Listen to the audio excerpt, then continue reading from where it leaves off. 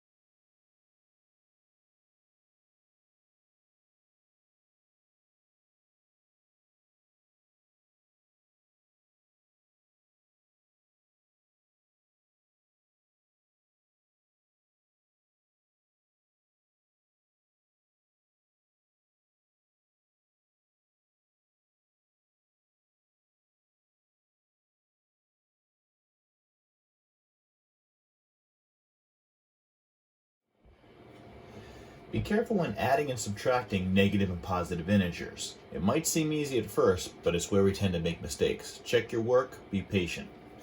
-1 minus 1 is going to give me a -2. -2 minus a -3 can get a little bit confusing.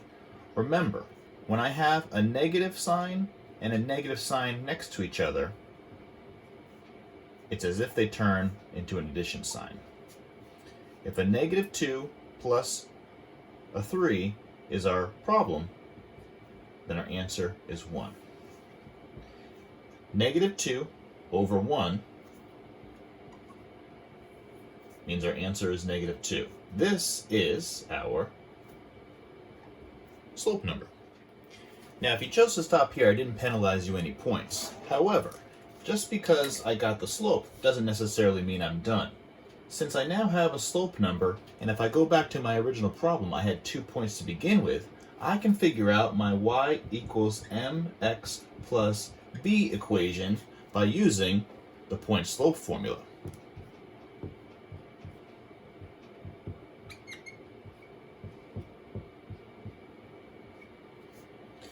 Now again, just like in problem number 2, I use one of my points and my slope value, which I didn't have before, but was able to figure out using the slope formula. So to substitute,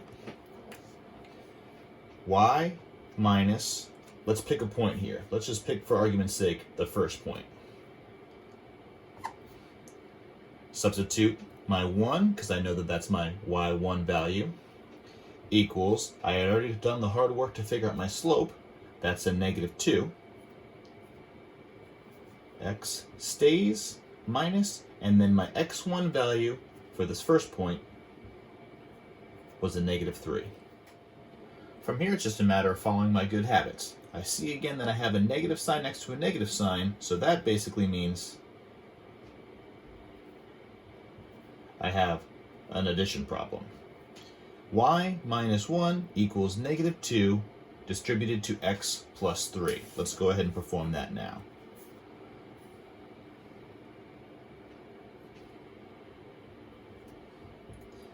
Negative 2 times x gives me negative 2x. Negative 2 times 3 gives me a negative 6. Add 1 here. Add 1 here. Cancel. Y equals negative 2x minus 5. This is a linear equation like we're trying to get to. This is a straight line represented using my slope number and a y-intercept, and I can graph that if I were asked to.